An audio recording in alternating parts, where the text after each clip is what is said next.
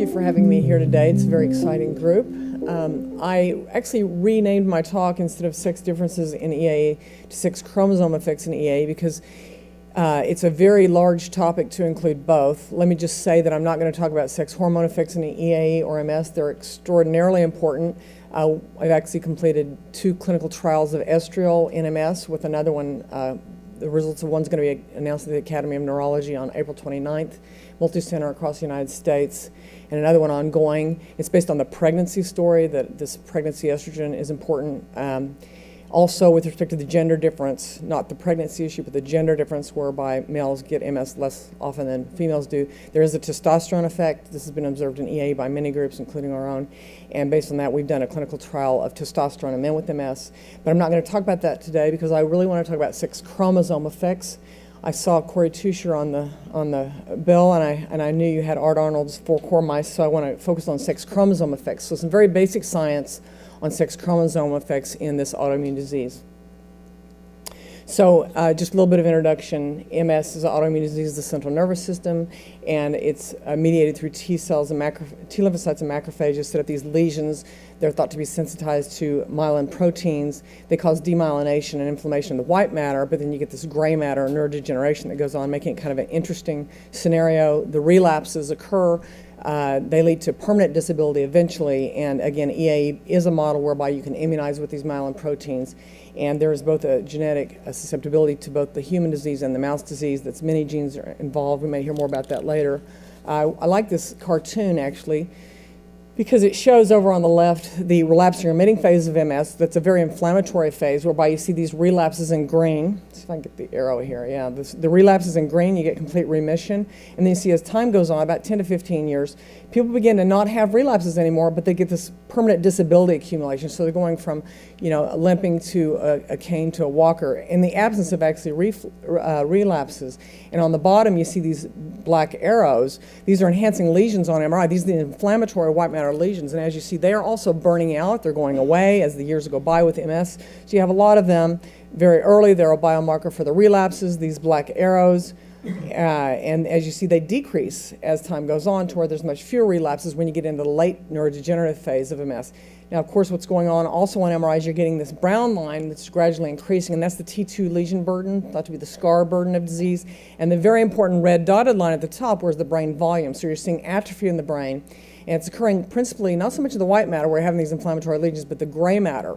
So white matter lesions, remote or distal gray matter atrophy that's happening. And this gray matter atrophy is actually what is the best correlate to permanent disability accumulation. So the take-home message is MS is a complex disease that involves the early 5 to 10 years of it, a very inflammatory disease. And then it transitions after about 15 years to a very neurodegenerative disease. And so when we think about things about E.A.E is the same. Of course, not in years, but in weeks. But we do have models that can recapitulate these things. So we're talking about an inflammatory disease that transitions into a neurodegenerative disease. And that's why the treatments in MS, they're all anti-inflammatory at this point. They all reduce relapses, but they don't permanently halt permanent disability accumulation. They're very good for enhancing inflammatory lesions of white matter, but they're not so good for the gray matter. And that's because they're all anti-inflammatory. And what we need currently, which we have none of, is a neuroprotective treatment. So we think we need a 2-pronged approach in MS that involves an anti-inflammatory treatment given in combination with a neuroprotective treatment. And that's the way you'll both halt relapses and halt permanent disability accumulation.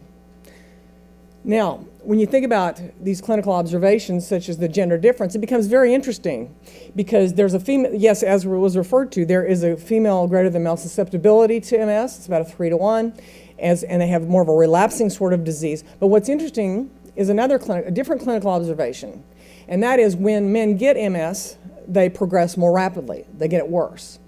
So already you're seeing some very important clinical observations that theoretically could be dissected out to learn a lot about the disease. So females are more susceptible, they're more relapsing, but when men get it, they're less likely to get it, but when they get it, they do worse. So I'm going to talk about 2 diseases actually, MS and also lupus. I became interested in lupus because it has such a dramatic female-male difference, 9 to 1. And so if you think, and it's an autoimmune disease, so if you think about could there be something so ubiquitous that could be shared between these two diseases? It would be quite interesting. And again, I think when you start with gender differences, you have to be very open-minded about it. Could be hormones, and in this case, if we're talking about susceptibility and female greater than male differences, you would have to say, well, theoretically, endogenous estrogens could be bad, or endogenous testosterone could be good, because we're talking about the female susceptibility being greater. Or you could talk about sex chromosomes, and in this case, XX complement would be bad, or XY could be good. And you really have to be open-minded and think about all these things because they're not mutually exclusive. As I said, I'm not going to talk about sex hormones today. I'm going to talk about sex chromosomes. And these are the 4 core genotype mice of Dr. Art Arnold that I've collaborated with for, it's really been up to 10 to 15 years now, because they're extremely informative. They were originally generated in London by Paul Burgoyne, and what he did was he took out the, it's called XY minus, and the reason it's called minus is because the SRY gene has been taken out of the Y chromosome. The reason that's important is because SRY encodes for testicular development. So if you don't have the SRY gene, you don't develop testes, which means you automatically by default develop ovaries. Why is that important? Well, it's important because now you can do a comparison between, I actually would like another pointer, but because I like to do this thing, but the reason it's really important, oh well, anyway, it doesn't matter. So the reason it's important is because now you can do a comparison between XX and XY minus, and they both have been developed as females through their entire life. So you can't, if you do castration studies, they have had differences in hormones neonatally, younger. But when you use these mice, they have developed as females their entire life. That's why they're so informative. Because before this, there was always a linkage between the sex chromosome complement and the sex hormone phenotype. And we know there's sex hormone effects, and so we want to study sex chromosomes. So we have to get rid of that variable of the sex hormones and study sex chromosomes. The other thing that was done was to take the SRY gene and put it in an autosomal location. So now you can have XY minus SRY. Thanks, Cindy. You can also put the SRY back at an autosomal location, and you can again compare sex chromosome complement, XX versus XY minus. Again, this time in a similar hormonal environment, this time both male. So the point is to look at sex chromosomes, not confounded by a difference in sex chromosomes. So a simple experiment is to induce active E.A.E. in SGL mice. It was a strain shown to have a gender difference. Actually, we showed this in 1996. That females were more susceptible than males, and so what we did is we took mice that were XX versus XY minus on the SRY background, and we induced E.A.E. by this immunization with the myelin protein in these mice, the animal model for MS. And this is the JXMed paper from a while back, because I'm going to give you the overview of where we are today. The active E.A.E. was much more severe in the XX mice compared to the XY minus. And it was also true over here on the non-SRY background. So on both backgrounds, you see the XX has more severe E.A.E. This is basically paralyzed and less paralyzed and just difficulty with balance. So a higher score is a bad thing. So the bottom line is, with no difference in sex hormones, we see a sex chromosome effect, with XX being more disease-inducing.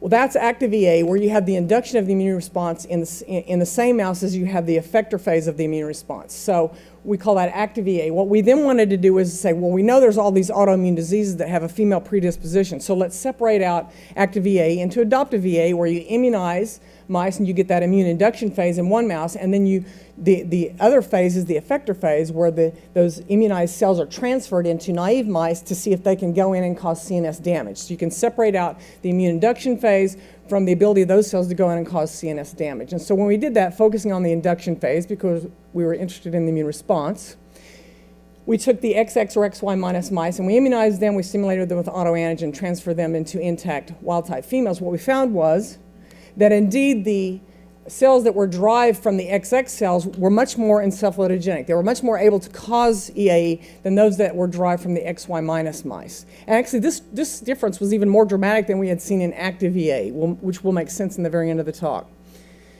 We also, of course, confirmed the clinical with the pathology, and here's spinal cord pathology of mice with XX having inflammatory cells more so than XY, and this is just quantification of the inflammatory cells. And then we looked at some immune markers. We found actually that the Th2 cytokines, IL-13 and IL-5, were higher in the XY minus mice. This would be anti-inflammatory for E.A.E. because it is known that the Th2 cytokines are good for E.A.E. And also with IL-4, we also showed it was elevated another Th2 cytokine in the XY minus mice. So these would be consistent with the fact that E.A.E. is better in the XY mice, because these things would be anti-inflammatory in E.A.E. Again, it depends on your system that you're studying. So the next thing that we did is we said, well, you know, what if we look at lupus? Because it would be really neat if this was also true for lupus, or maybe it's different. That would be informative. And so we worked out the system where we showed there was a gender difference in pristine-induced lupus in SGL mice, the same strain that we had back-crossed the four-core mice on. And we induced lupus in them. And just for those of you who are less familiar with systemic lupus erythematosus, there's a lupus model. And again, it's autoimmune disease affecting kidney, skin, and lung. Autoantibodies are formed. You get flares and you get permanent damage. Again, experimental models can be chemical or drug-induced. There are also spontaneous models, unlike E.A.E., where you put the right genotypes together and they'll spontaneously get disease without doing anything to them. And again, you have a tremendous genetic susceptibility with a variety of genes coming together. So when we use the same strategy to induce pristine-induced lupus in these same mice, we saw, again, the XX were worse. Now, in this case, you're looking at percent survival because that's how the readout for lupus is how many of them die. Actually, they died of kidney failure. So right here's the percent survival. And as you see, the XX mice are doing worse. They're dying more than the XX. So it was true not only in E.A.E. but in lupus. And we went on to show this is XX and this is XY minus. The XX mice had more autoantibodies.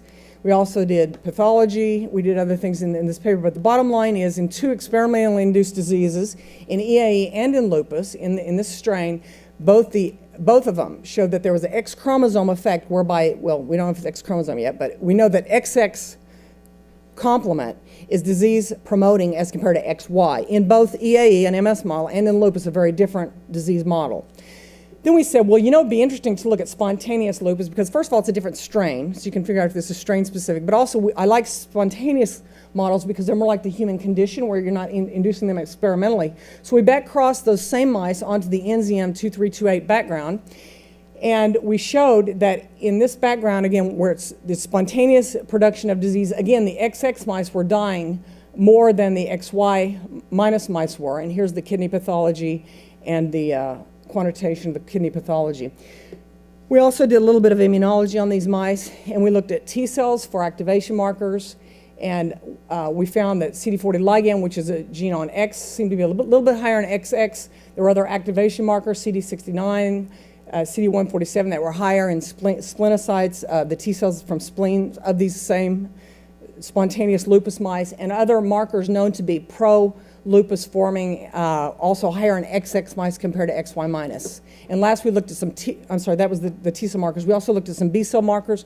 We looked at splenic B cells and peritoneal cells for activation markers consistent with the B cells being more activated in the XX mice compared to the XY minus, and also looked at co-stimulatory molecules on the B cells.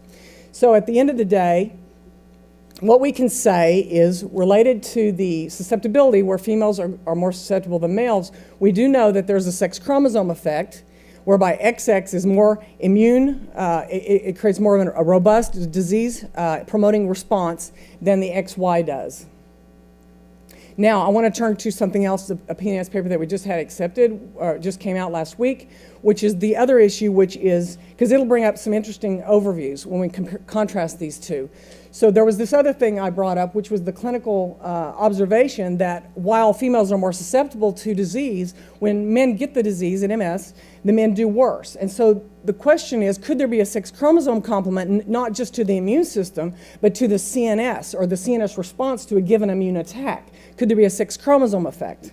And so we asked that.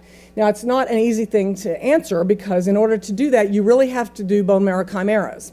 And the reason is because if you do adoptive E.A.E. and you transfer T cells and you just study that recipient of those T cells, you're not just studying the CNS response to the T cells because there are other immune cells in the body of the recipient that are recruited, and there's epitope spreading. There's all kinds of things that happen with the immune system of that recipient. And so what you have to do to really separate out the immune system from the CNS is you have to do bone marrow chimeras. So what this involves is to take donor mice here and recipient mice, and in this case what you do is you irradiate the recipient mice to ablate their immune system, and then you reconstitute them with bone marrow from a donor. And in this case we can make comparisons then. Right here we can compare what if you have the same immune system, XX immune system, but then it's put into mice that differ in an XX versus XY CNS. And you can do the same thing here. You can just use XY minus cells. It doesn't matter the immune system. and then you're comparing how this different CNS reacts to that. You can actually ask a different question as well. You can actually control the CNS. You can say, let's compare XX immune system versus XY immune system and put it into the same CNS, an XY minus CNS. So, you've got these two comparisons that you can make to isolate effects on the immune system versus effects on the CNS. So the first thing that we found was that when we used the bone marrow chimeras and we did the immune comparison, the variable was in the immune system that was used to reconstitute and the recipient was the same, we found no difference or no effect of these bone marrow cells in this particular system. So basically we make the chimeras and we induce E.A.E, active E.A.E, just like before. So what that told us was something very important, and that is there's clearly an effect of the immune system of XX versus XY minus when you look at adults who have been immunized and their immune cells have become effectors and they're getting ready to cause disease. There's definitely a sex chromosome effect on that immune system.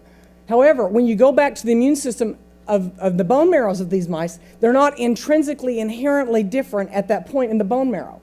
So the sex chromosome effect on the immune system has to come in sometime between the bone marrow stage, the immature cells and the immune cells in the bone marrow, to the effector stage, which is much, much later. We went on to make the other comparison, which was quite interesting, which is what happens when you have the same immune system, but a different CNS.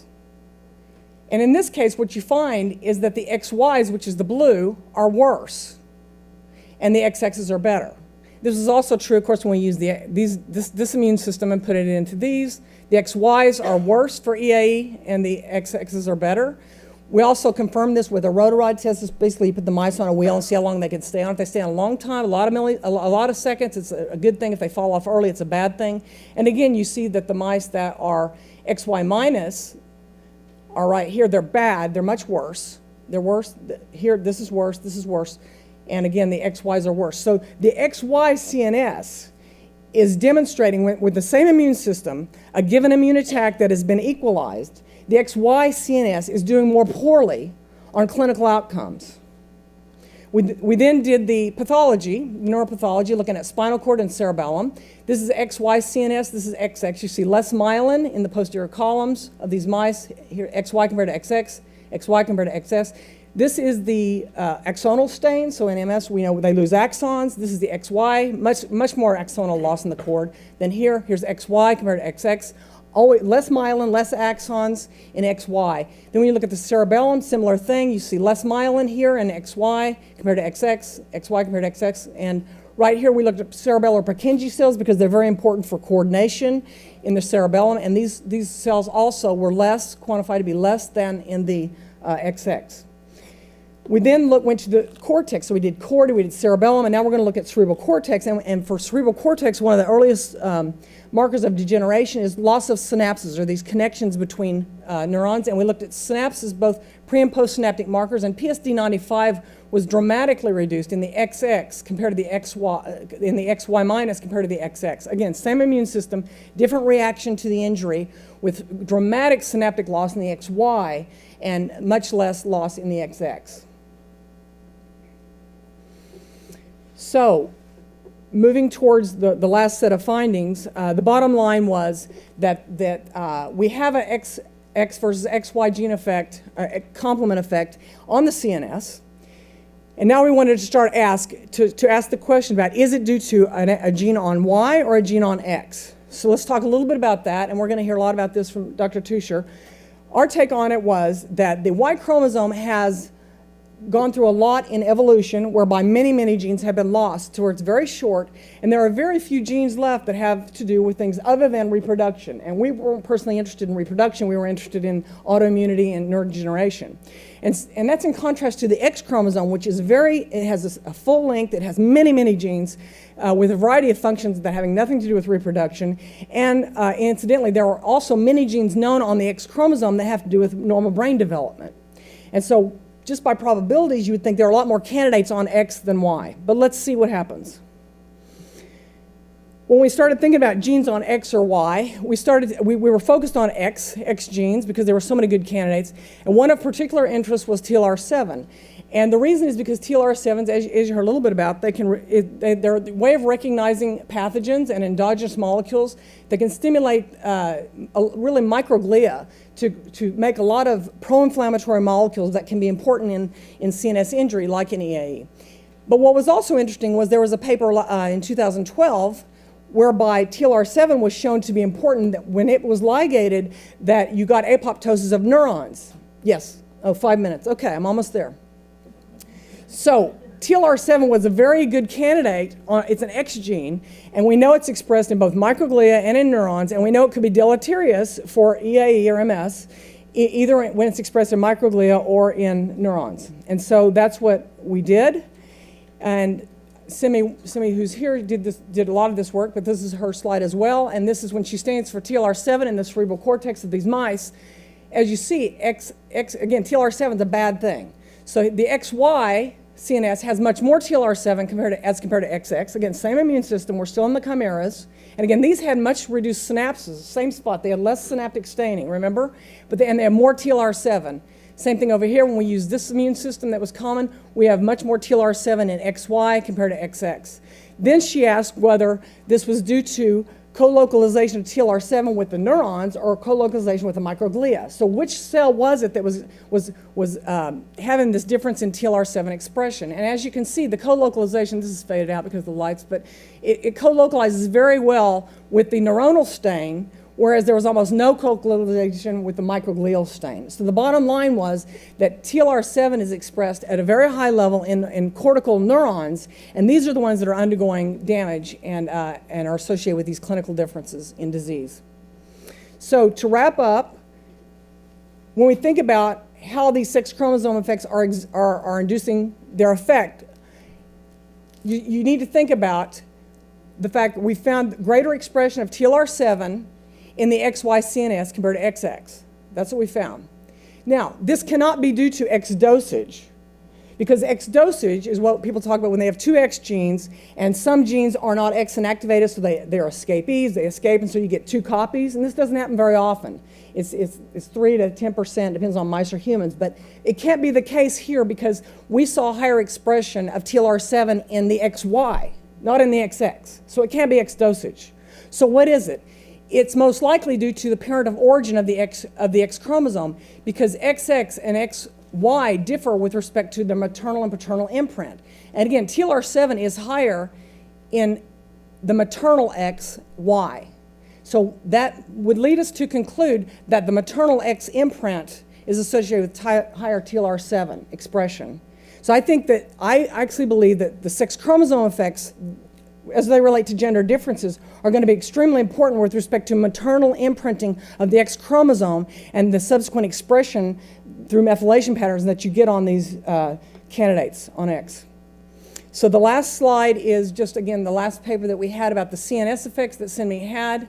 Came out this last week. But the take-home message for, I think, everyone would be that you must be very careful in all these autoimmune and infectious systems, because the sex chromosome effect in a particular system can go one way in the immune system, whereby XX is more pro-inflammatory, creates more robust immune responses, but then when you look at the target organ, in my case it's MS or E.A.E, so it's the brain, you could have a completely different effect, whereby the XY is more disease promoting.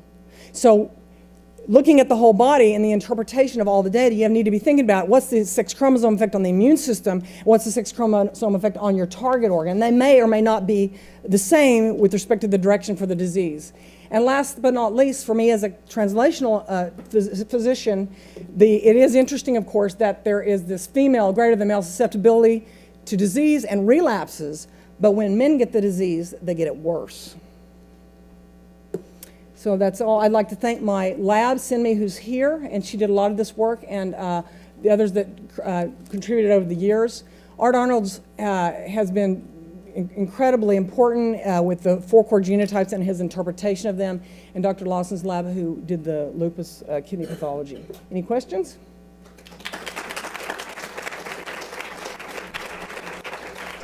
Yeah.